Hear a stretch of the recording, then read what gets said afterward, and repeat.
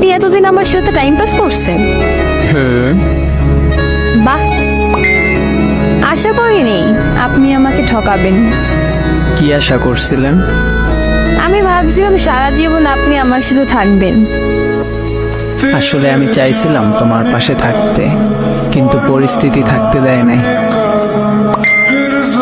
আসলে আপনি আমাকে মন থেকে কখনোই চাননি, যা ছিল সব আবেগ।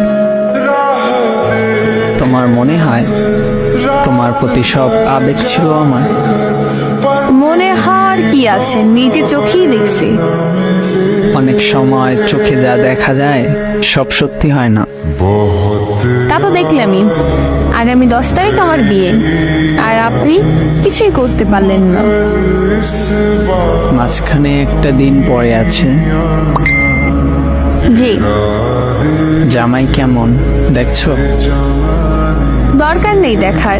যেখানে আপনাকে আমার জীবন সঙ্গী হিসাবে মানছি, সেই জায়গায় অন্য কাউকে জায়গা দিতে পারবো না।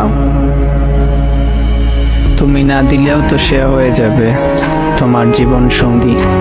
কি করবা তখন? মানতে হবে, বাট সমাজের সামনে, তার সামনে আমাকে তার হতেই হবে।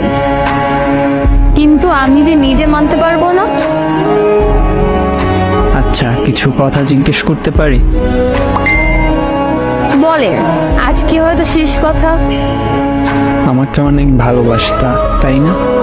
বাসি এখন। কতটুক হবে আমার প্রতি ভালোবাসা?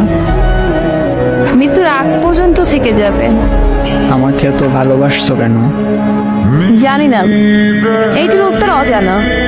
শুধু একটা কারণ দেখাও, শুধু একটা। দিন শেষে যে একটু শান্তি দিতাম। এই শান্তিটুকুর জন্য এত ভালোবাসা?